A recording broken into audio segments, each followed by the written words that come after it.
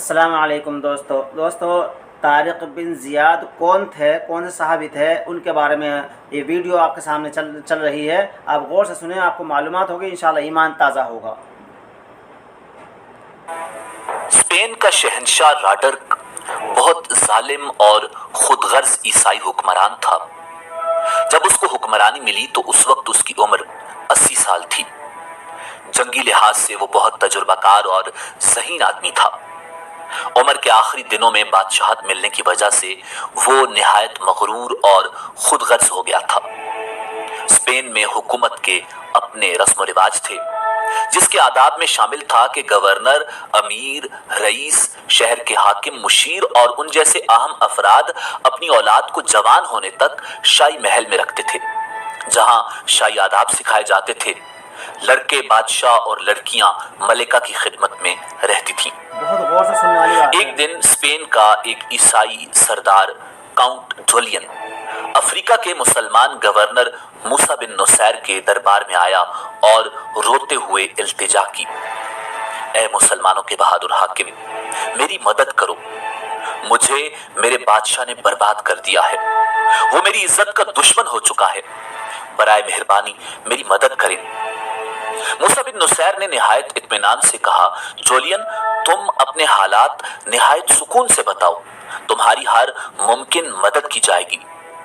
موسیٰ بن نصیر نے count Julian کو تسلی دیتے ہوئے کہا، اب تم ہماری پناہ میں ہو، اور جو شخص ہماری پناہ میں آ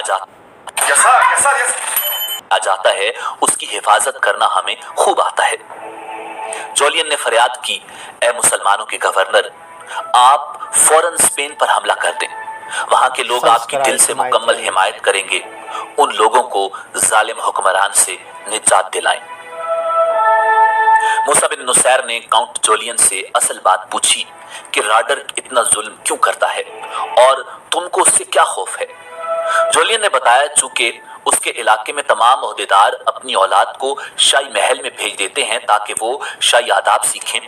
اس نے بتایا کہ میری بیٹی فلورینڈا نے شاہی محل میں پرورش پائی تھی۔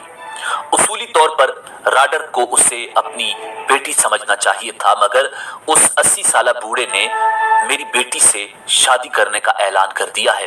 میں اس طاقتور حکمران کا مقابلہ نہیں کر سکتا، اس لیے میں نے ایک کامیاب چال چلی اور راڈرک کے دربار میں حاضر ہو کر درخواست کی کہ میری بیٹی اپنی ماں سے ملنا چاہتی ہے اور میری بیٹی کی ماں اس کی جدائی میں سخت بیمار ہے، وہ مرنے سے پہلے اپنی بیٹی کو ایک نظر دیکھنا چاہتی ہے۔ ظالم نے میری بات کا یقین کر لیا اور میری بیٹی کو میرے ساتھ جانے کی اجازت دے دی۔ میں اپنی بیٹی کو اس ظالم بوڑھے حکمران سے چھڑا کر ایک محفوظ قلعے میں لے آیا ہوں، جہاں میری بیٹی اپنے اوپر ہونے والے تمام مظالم کی داستان سناتی ہے، جس کو سن کر مجھے اس ظالم کا وجود اس زمین پر بوجھ لگنے لگا ہے۔ میں اپنی بیٹی کے ساتھ اس ظالم کا شکار ہونے والے تمام لوگوں کی مدد کرنے کی نیت سے، اے مسلمانوں کے بادشاہ، آپ کے پاس آیا ہوں۔ موسیٰ بن نصیر اپنے قریبی ساتھیوں سے مشورہ کیے بغیر اسپین پر حملہ نہیں کرنا چاہتا تھا، لیکن اسے یہ بھی علم تھا کہ اللہ تعالیٰ کی مظلوم مخلوق کو تنگ کرنے والے کی کیا سزا ہونی چاہیے۔ اس لیے موسیٰ بن نصیر نے اپنے قریبی ساتھیوں سے مشورہ کر کے دربار خلافت کی طرف ایک تیز رفتار قاصد بھیجا تاکہ وہ جنگ کی اجازت لے کر فوراً واپس آ جائے۔ کاؤنٹ جولین نے موسیٰ بن نصیر کو یہ بھی یقین دہانی کروائی کہ اگر مسلمانوں نے اسپین پر حملہ کیا تو وہ قلعہ سبتہ کی چابیاں مسلمانوں کے حوالے کر دے گا۔ قلعہ سبتہ بہت اہم قلعہ تھا، اس کو یورپ کی چابی کہا جاتا تھا۔ یہ قلعہ اتنا مضبوط تھا کہ اس کی دیواروں کو بھاری سے بھاری وزن بھی کوئی نقصان نہیں پہنچا سکتا تھا۔ موسیٰ بن نصیر نے کاؤنٹ جولین کو ہر ممکن تعاون کی یقین دہانی کروائی اور دربار خلافت میں روانہ کیے ہوئے قاصد کی واپسی کا انتظار کرنے لگا۔ ناظرین، اس وقت ولید بن عبد الملک مسلمانوں کے خلیفہ تھے۔ موسیٰ بن نصیر نے اپنے خاص بندوں کو اسپین کے حالات جاننے کے لیے بھی بھیجا تاکہ کاؤنٹ جولین کی باتوں کی سچائی معلوم ہو سکے۔ اگر اسپین کے حالات واقعی بہت خراب ہیں تو پھر پوری تیاری کے ساتھ اسپین پر حملہ کیا جانا چاہیے۔ इस तरह इस्लाम को स्पेन तक फैलाया जा सकता है और जालिम के जुल्म का शिकार मजबूर लोग भी निजात पालेंगे। स्पेन पर कई सौ साल तक किसी ने हमला नहीं किया था।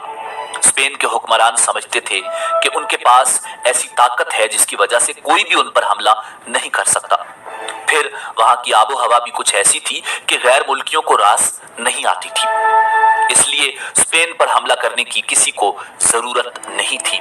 लिहाजा स्पेन के लोग खुद को गैर मुल्की हमले से महफूज समझते थे और दिफाई इंतजामात पर कोई खास तवज्जो नहीं देते थे।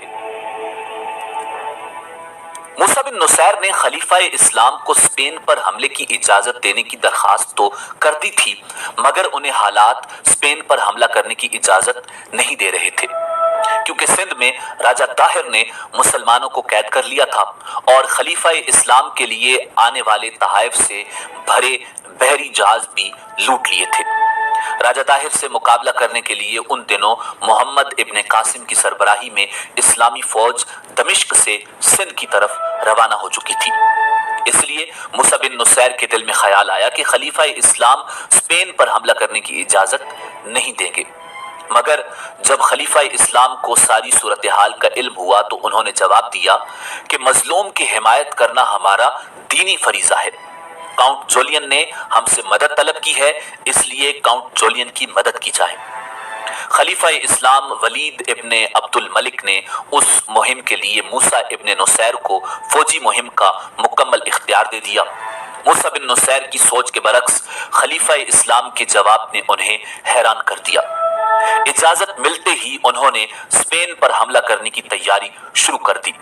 हर सिपाही उस मार्का पर जाने के लिए तैयार हो गया और उनका सीना जोश से भर गया। हर सिपाही स्पेन के खिलाफ लड़ने पर खुशी से राजी हो गया।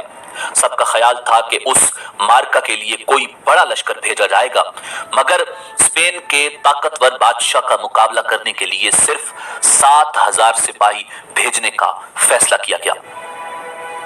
ताकतवर और अजनबी मुल्क के मुकाबले में सिर्फ 7,000 सिपाही बजाहिर बहुत कम थे, मगर मूसा बिन नुसैर ने ये 7,000 सिपाही ऐसे चुने थे जो बहादुरी और वफादारी में अपनी मिसाल आप थे। अब सवाल ये पैदा हुआ कि 7,000 सिपाहियों की कयादत कौन करेगा। इस्लामी फौज में सैकड़ों तजुर्बाकार और दलेर सिपहसालार मौजूद थे, जिन्होंने मूसा बिन नुसैर से दरखास्त भी की कि उनको सिपहसालार बनाया जाए। खुद मूसा बिन नुसैर का सगा बेटा उस मौका पर सालारी का उम्मीदवार था, मगर मूसा बिन नुसैर ने उस मौका पर ऐसा फैसला किया जो तारीख में अनोखा फैसला था। उन्होंने स्पेन को फतह करने के लिए 7,000 सिपाहियों के लश्कर का कायद एक ऐसे शख्स को बनाया जो नौ मुस्लिम बर्बर और आजाद करदा गुलाम था। वो गुलाम खुद उस फैसले पर हैरान था। उस खुशनसीब इंसान का नाम तारिक बिन जियाद था। सब लोग उस फैसले पर हैरान थे, क्योंकि मूसा बिन नुसैर ने अपने सगे बेटे पर उस नौ मुस्लिम आजाद करदा गुलाम को तरजीह दी थी। बेशक इस्लाम में इंसानी वकार की ये लाजवाब मिसाल थी। मूसा बिन नुसैर ने तारिक बिन जियाद के नायब का ओहदा मुगीस रूमी को दिया, जो उम्र में तारिक बिन जियाद से बड़े और खानदानी मुसलमान थे। उन्हें अंदाजा था कि तारिक बिन जियाद की नजर बहुत बुलंद और मुस्तकिल मिजाज है। तारिक बिन जियाद ने सिपहसालारी मिलने पर अल्लाह रब्बुल इज्जत की बारगाह में दुआ की, ए मालिक के दो जहां, मुझे हिम्मत और तौफीक अता फरमा। जो जिम्मेदारी मुझे दी गई है उसको पूरा करने की हिम्मत दे, आमीन। तारिक बिन जियाद को स्पेन पहुंचने के लिए समंदर पार करना था। तमाम सिपाही अपने सिपहसालार की कयादत में समंदर का सीना चीरते हुए मंजिल की तरफ रवाना हो गए। स्पेन के साहिल पर जहां लश्कर ने पड़ाव किया, उस पहाड़ी का नाम जबल तारिक पड़ गया, जिसको अंग्रेजी में जबराल्टर कहते हैं। स्पेन की तरफ सफर करने से पहले तारिक बिन जियाद को एक मुबारक ख्वाब दिखाई दिया, जिसमें नबी करीम रऊफुर रहीम सल्लल्लाहु अलैहि वसल्लम ने स्पेन को फतह करने की बशारत दी थी। ये 5 रजब 92 हिजरी का दिन था जब इस्लामी फौज स्पेन के साहिल पर उतरी। उस वक्त बहरी जहाज नहीं होते थे, सिर्फ बहरी कश्तियां हुआ करती थीं। जब इस्लामी लश्कर स्पेन के साहिल पर उतरा तो तारिक बिन जियाद ने ईमान अफरोज खिताब किया और कहा, अभी वक्त है, मैं तुम लोगों को अच्छी तरह गौर व फिक्र करने का मौका देता हूं। मैं तुम सबको बता दूं कि ये मामूली मुहिम नहीं है। हम यहाँ अजनबी हैं, यहाँ के रास्तों का हमें इल्म नहीं है। हर तरफ मुख्तलिफ मुश्किलात पेश आ सकती हैं। हम तादाद में बहुत कम हैं, जबकि ईसाइयों के पास भारी जंगी सामान है। मैं तुम पर सख्ती नहीं करता, अच्छी तरह सोच लो और फैसला कर लो। अभी वक्त है, मैं तुम में से जो वापस जाना चाहता है उसे जाने की इजाजत देता हूं। इस्लामी लश्कर ईमानी जज्बे से भरपूर था, इरादे मजबूत थे। तारिक बिन जियाद ने अपने सिपाहियों का हौसला बुलंद देखा तो उसने शुजाअत और हिकमत अमली की अनमोल मिसाल कायम की। लश्कर इस्लामी के सिपहसालार ने निहायत हौसले से हुक्म दिया कि जिन कश्तियों पर सवार होकर हम यहाँ आए हैं उन सबको आग लगा दी जाए। इस्लामी लश्कर ने अपने सिपहसालार के हुक्म पर किसी भी किस्म का एतराज न किया और फौरन तमाम कश्तियों को जला डाला। देखते ही देखते तमाम कश्तियां जलकर राख बनकर समंदर के पानी में डूब गई। तारिक बिन जियाद ने अपने सिपाहियों को वापस जाने का मौका तो दिया था, मगर तमाम लोग जिहाद के जज्बे से यहाँ आए थे, इसलिए उन्होंने वापस जाने की बजाय लड़ने को तरजीह दी। तारिक बिन जियाद ने अपने सिपाहियों से कहा, हम इस अजनबी सरजमीन पर फतह का मकसद लेकर आए हैं। हमें फतह जरूर मिलेगी। हमें किसी भी मौका पर हौसला नहीं हारना, बल्कि इन जालिम ईसाइयों के खिलाफ जिहाद करना है, जिन्होंने इंसानियत पर जुल्म की इंतहा कर दी है, मजलूमों पर जुल्म के पहाड़ तोड़े हैं। इंशाअल्लाह हम यहाँ फतह हासिल करने में अल्लाह ताला की मदद के साथ आए हैं और हमें फतह हासिल होगी। हमने वापसी के तमाम रास्ते और जरिए बंद कर दिए हैं। अपने सिपहसालार का खिताब सुनकर इस्लामी लश्कर के सिपाहियों को एक नया वलवला और जज्बा मिला। कश्तियां जलाने का फैसला तारिक बिन जियाद की शुजाअत की अक्कासी के साथ साथ उनकी जहानत का भी सबूत था, क्योंकि वो जानते थे कि उनके लश्कर की तादाद बहुत कम है, कहीं वो ईसाई फौज की भारी तादाद देखकर घबरा न जाएं। इसलिए उन्होंने वापसी के लिए कोई रास्ता न छोड़ा ताकि शहादत का जज्बा लेकर आने वाले सिपाही अपने नेक मकसद में कामयाब हो सकें। फिर तारिक बिन जियाद को वो ख्वाब भी याद था जिसमें रसूल कायनात इमामुल अंबिया जनाब मुहम्मदुर रसूलुल्लाह सल्लल्लाहु अलैहि वसल्लम ने उन्हें यकीन दिलाया था कि स्पेन की फतह जरूर होगी। इसलिए उनके दिल में किसी किस्म का कोई खौफ नहीं था, वो पुरुम्मीद थे। फिर इस्लामी लश्कर का हर सिपाही ये जान चुका था कि हमने स्पेन को हर हाल में फतह करना है। अब हमारा एक ही मकसद है, फतह या शहादत। अभी तारिक बिन जियाद इर्द गिर्द के माहौल और खूबसूरत मनाजिर को देख रहे थे, जिससे इस्लामी लश्कर के दिलों में उस खित्ते की खूबसूरती बस चुकी थी। इस्लामी लश्कर पहाड़ों के दामन में उतरने लगा तो एक आदमी जर्द रंग का रेशमी लिबास पहने उनके सामने आ गया। उसका चेहरा बेचैनी और परेशानी की वजह से मुरझाया हुआ था। उसको देखकर इस्लामी लश्कर के सालार आजम तारिक इब्ने जियाद चलते चलते रुक गए। उन्होंने अपने करीबी साथी और मुशीर मुगीस अर-रूमी, जो ईसाई से मुसलमान हो चुका था, उससे कहा, मुगीस, ये आदमी ईसाई लगता है। मुगीस अर-रूमी ने आने वाले आदमी को गौर से देखा और हाँ का इशारा कर दिया। तारिक बिन जियाद ने उससे कहा कि वो आदमी के पास जाए और उसके आने का मकसद पूछे। मुगीस अर-रूमी आने वाले शख्स की जानिब बढ़ा और उससे थोड़ी देर बातचीत करके उसको अपने साथ लेकर अपने सालार आजम तारिक इब्ने जियाद के पास आया। तारिक ने सवालिया नजरों से उस आदमी की तरफ देखा तो उसने हाथ जोड़कर कहा, मैं एक दरखास्त लाया हूं, अगर आप मेरी मदद करें तो आपका मुझ समेत पूरी इंसानियत पर एहसान होगा। तारिक बिन जियाद ने मुस्कुराते हुए उससे कहा, अपनी सारी बात खुलकर बताओ, क्योंकि मजलूमों की मदद ही के लिए हम यहाँ आए हैं। आने वाले आदमी ने अपना नाम अमामन बताया और निहायत गमनाक आवाज में कहा, मैं ईसाई हूँ। हमारे जालिम बादशाह राडर के साथियों ने मेरी सारी दौलत छीन ली है। उन्होंने मेरी दौलत लूटने के बाद मेरी इकलौती बेटी को भी अगवा कर लिया है। ये कहकर अमामन की आवाज भर गई और उसकी आंखों से आंसू जारी हो गए। तारिक बिन ज़ियाद अपनी जगह से उठा और आगे बढ़कर अमामन के कंधे पर हाथ रखते हुए कहा, अमामन, तुम गम मत करो, हम तुम्हारी बेटी को जालिमों से जरूर आजाद करवाएंगे, मगर इससे पहले मुझे अपने बादशाह राडर के किरदार और रवैये के मुतालिक कुछ बताओ। अमामन ने तारिक बिन ज़ियाद की तसल्ली आमेज गुफ्तगू सुनकर कहा, ए नेक मुसलमान, जब से इस जालिम बूढ़े ने इस मुल्क की बादशाहत संभाली है तब से किसी की जानो माल और इज्जत महफूज नहीं रही। इसने जुल्म और सितम का बाजार सजा रखा है और जवान लड़कियों को अगवा करवाता है। तारिक बिन ज़ियाद ने अमामन की बात सुनी और बोला, राडर की उम्र कितनी है? अमामन ने कहा, 80 साल के करीब का होगा, कब्र में टांगे हैं मगर जुल्म की इंतहा कर रहा है। तारिक इब्ने ज़ियाद ने अमामन की पूरी बात सुनी और कुछ सोचते हुए बोला, क्या तुम्हारी बेटी को राडर के साथी वरगला कर ले गए हैं या उसको जबरदस्ती ले गए हैं? अमामन ने हाथ जोड़कर रोते हुए कहा, ए नेक दिल सिपाही, मेरी मासूम बेटी मुझे पुकारती रही मगर वो गुंडे उसको जबरदस्ती साथ ले गए। मैंने अपनी बेटी को उनके चुंगल से छुड़वाने की कोशिश की तो उन्होंने मुझे इस जोर से धक्का दिया कि मैं दीवार से टकराया और गिरकर बेहोश हो गया। उन जालिमों ने मेरे घर में सारा माल लूट लिया और मेरी बेटी को अपने साथ ले गए। मुझे अपनी बेटी की फिक्र खाए जा रही है। मैं इस गम में ज़हनी तवाज़ुन खो रहा हूं। आपको अपने प्यारों का वास्ता मेरी जरूर मदद करें। ये कहकर अमामन जोर से रोने लगा।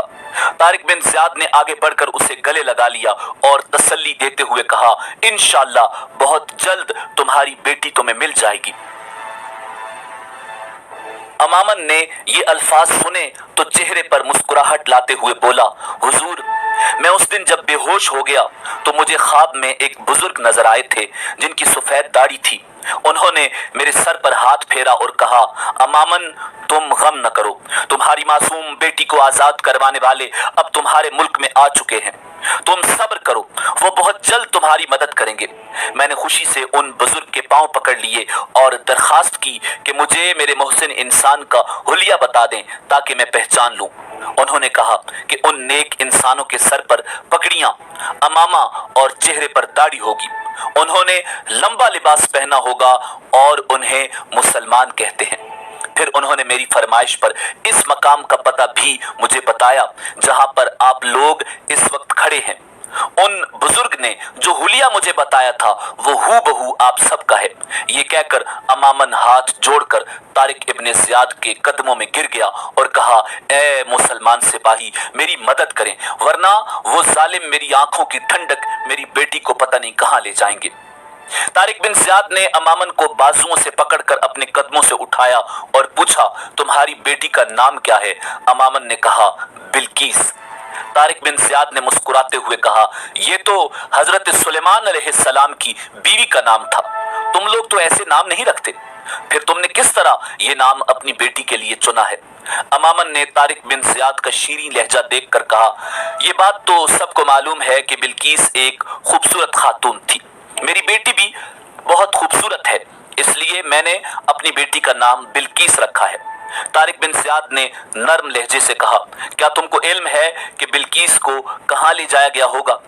अमामन ने कहा, मुझे एक ईसाई सवार मिला था जो इत्तेफाक से उन सिपाहियों में से एक था जो मेरी बेटी को अगवा करके ले गए थे। उसने मेरे पूछने पर बताया था कि मेरी बेटी को जालिम बादशाह राडर की फौज के सिपाहसालार जिसका नाम तदमीर था उसके सपुर्द कर दिया गया है। तारिक बिन ज़ियाद ने तलवार पर गिरफ्त मजबूत करते हुए कहा, तदमीर इस वक्त कहां होगा? अमामन ने मुसलमान सिपाहसालार का अज़्म और जज्बा देखा तो कहा, वो यहां से 5 मील के फासले पर अपने सिपाहियों के साथ रुका हुआ है। तारिक बिन ज़ियाद ने अपने साथियों की तरफ देखा और कहा, मेरे ख्याल में आज हम यहाँ रुक जाते हैं और सुबह सवेरे नमाज पढ़कर तदमीर के लश्कर पर हमला करके इस मजलूम को इंसाफ दिलाते हैं और इसकी अगवाशुदा बेटी को रिहा करवा कर इसके हवाले करेंगे। अपने सिपहसालार की बात सुनकर तमाम मुसलमान फौजी अफसरों ने भी इस तजवीज को मान लिया। फिर इस्लामी लश्कर ने साहिल पर रात गुजारी। मुसलमान लश्कर अपने साथ खैमे नहीं लाया था, इसलिए खुले आसमान तले सोने से पहले सिपाहियों ने खाना तैयार किया जो पूरी फौज को इकट्ठे पेश किया। अमामन भी उन सिपाहियों में बैठा खाना खाते हुए हैरान था कि ये कैसी कौम है जिसके बादशाह और गुलाम में कोई फर्क नहीं है, बल्कि सब लोग एक दस्तरखान पर मिलकर खाना खा रहे थे। तहज्जुद और फजर की नमाज बजमात पढ़ते देखकर अमामन को मुसलमानों का रात को जागकर इबादत करना और मिलकर नमाज पढ़ना बहुत अच्छा लगा था। इकट्ठे रात गुजारने के बाद उसको इस बात की बहुत खुशी हुई कि तमाम मुसलमान अपनी रात का ज्यादा वक्त अल्लाह ताला की इबादत में गुजारते हैं और फजूल बातचीत नहीं करते। जो बुराइयां दूसरे मज़ाहिब में थीं, उनका नामो निशान भी उसको वहां नजर नहीं आया। नमाज से फारिग होकर सब सिपाहियों ने खजूरों का नाश्ता किया और अपने सालार का हुक्म मिलते ही इस्लामी लश्कर तदमीर से अमामन की बेटी को आजाद करवाने के लिए चल पड़ा। तदमीर वाकई 5 मील के फासले पर मौजूद था और वो किसी भी हमले से बेखबर अपनी मस्ती में मगन था। तदमीर का शुमार स्पेन की फौज के तजुर्बाकार और मशहूर जर्नैलों में होता था, जिसने कई जंगों में अपनी बहादुरी और जहानत का मुजाहिरा किया था। उसको इस्लामी लश्कर की आमद का इल्म भी हो गया था, इसलिए उसने जंगी हिकमत अमली अपनाते हुए फौरन इस्लामी लश्कर पर हमला करने का इरादा कर लिया। और मुसलमान फौजी अभी ठीक तरह से मुनज़्ज़म नहीं हो पाए थे कि उन पर अचानक हमला कर दिया गया, मगर उन्होंने निहायत दलेरी और जज्बा ईमानी से तदमीर की फौज का मुकाबला किया। स्पेनी फौज के मुकाबले में इस्लामी लश्कर की तादाद बहुत कम थी। स्पेनी फौज की भारी तादाद घुड़सवारों की थी, जबकि मुसलमानों के पास कोई घोड़ा नहीं था, वो सब पैदल थे। तदमीर का हर सिपाही लोहे का जंगी लिबास पहने हुए था और वो सब जंगी हथियारों से लैस थे। इधर इस्लामी लश्कर के पास जंगी लिबास तो क्या, पूरे हथियार भी नहीं थे, मगर इनके दिल में जज्बा जिहाद था। शहादत के शौक में वो दुश्मन की फौज पर टूट पड़े। जब दुश्मन उनके सामने आया तो ये शौक मजीद बढ़ गया। हस्पानवी फौज के सालार के हुक्म पर तबले जंग बजाया गया तो उनमें भी एक जोश आ गया, मगर उस तबले जंग के जवाब में इस्लामी लश्कर ने बैक जुबान कहा, नारे तकबीर, अल्लाह अकबर। ईसाई जर्नैल तदमीर ने बहुत हकारत और तंजिया नजरों से इस्लामी लश्कर को देखा, जो पैदल और कम हथियारों के साथ उसकी बहुत बड़ी फौज के मुकाबले पर खड़ा था। तदमीर ने सोचा कि इस लश्कर को खत्म करना तो बहुत आसान है, क्योंकि मेरी फौज इस छोटी सी फौज को अपने घोड़ों तले रोंद कर रख देगी। इनकी लाशों से मैदान भर जाएगा। मगर तदमीर की तमाम तदबीरें बहुत जल्द गलत साबित हो गई। जब मुसलमान तीरंदाज और नेजाबाज सिपाहियों ने हस्पानवी फौज के घोड़ों और सिपाहियों को निशाना बना लिया, वो फुर्ती से उन घुड़सवारों को जमीन पर गिराते और उनके जख्मी फौजियों को उनके अपने जख्मी घोड़े रोनने लगते। इस्लामी लश्कर निहायत बहादुरी से लड़ रहा था। दुश्मन के कदम बुरी तरह उखड़ गए थे। इस्लामी लश्कर के सिपहसालार तारिक इब्ने ज़ियाद निहायत दलेरी और बेखौफी से दुश्मन की फौज में घुस जाते और रास्ते में आने वाले हर दुश्मन को तलवार के वार से हलाक कर देते। दुश्मन ने कई मर्तबा उन्हें घेरे में लिया, मगर वो फुर्ती से उनके नरगे से निकल आते और दुश्मन पर टूट पड़ते। जब तारिक इब्ने ज़ियाद और इस्लामी लश्कर निहायत जाबाजी से लड़ते हुए ईसाई जर्नैल तदमीर तक पहुंच गया, तो वो तदमीर जो जंग से पहले इस्लामी लश्कर को हकीर जानकर खुश हो रहा था, वही अब अपनी जान बचाने के लिए भाग गया। जब हस्पानवी सिपाहियों ने अपने जर्नैल को मैदान से भागते देखा तो वो भी उसके पीछे भागने लगे। इस्लामी लश्कर ने दूर तक उनका पीछा किया और मजीद कई सिपाहियों को खत्म कर दिया। इस लड़ाई में 1100 से ज्यादा ईसाई मारे गए और सिर्फ 19 मुसलमान शहीद हुए। अब अमामन मुसलमानों का जज्बा वादा और रात भर जाग कर इबादत करना देख चुका था। जब तदमीर को बुरी तरह शिकस्त हो गई तो वो एक मुसलमान सिपाही इस्माइल को साथ लेकर अपनी बेटी बिल्कीस को ढूंढने चल पड़ा। इस्लामी लश्कर से इबरतनाक शिकस्त के बाद ईसाई सिपाही तिनकों की तरह बिखर चुके थे। उनके खाली खेमों में से एक के अंदर बिल्कीस रस्सियों में जकड़ी नजर आ गई। इस्माइल ने आगे बढ़कर तेज धार खंजर से उसकी रस्सियां काट दी और उसे आजाद करके खेमे से बाहर ले आया। बिल्कीस ने जब अपने वालिद अमामन को देखा तो रोती हुई उसकी तरफ भागी। अमामन भी अपनी इकलौती बेटी को आजाद देखकर खुश हो गया, मगर इससे पहले कि इस्माइल और अमामन बिल्कीस को लेकर तारिक बिन ज़ियाद के पास जाते, अचानक खैमों में से तदमीर उनकी तरफ बढ़ा और बिल्कीस को दबोचकर घोड़े पर सवार होकर खैमों की तरफ भागने लगा। क्योंकि इस्माइल और अमामन पैदल थे और वो ज़हनी तौर पर तदमीर के अचानक हमले के लिए तैयार भी नहीं थे, इसलिए वो तदमीर का पीछा न कर सके और तदमीर बिल्कीस को लेकर अपने बादशाह राडर की तरफ चला गया। इस लड़ाई के बाद ईसाई फौज के दिल में मुसलमानों का खौफ बैठ चुका था। वो सोचने लगे, ये इंसान नहीं बल्कि कोई और मखलूक है जिसने एक ताकतवर लश्कर से लड़कर उन्हें शिकस्त दे दी है। उससे पहले कि तदमीर बादशाह के पास पहुंचता, उसने अपने बादशाह राडर को कासिद के जरिए इस्लामी लश्कर की आमद की खबर दी। कासिद बिजली की तरह बादशाह के पास पहुंचा और तदमीर का पैगाम दिया। मुसलमानों की बहादुरी, स्पेन पर हमला और उनका बेखौफ लड़ना स्पेन के रहने वालों के लिए हैरान कुन था। स्पेन के रहने वालों को मुसलमानों के बारे में कुछ इल्म नहीं था। ये मुसलमान कौन हैं, कहाँ के रहने वाले हैं, यहाँ कैसे पहुंचे हैं, वो सब इस्लामी लश्कर को पुरस्रार मखलूक समझ रहे थे।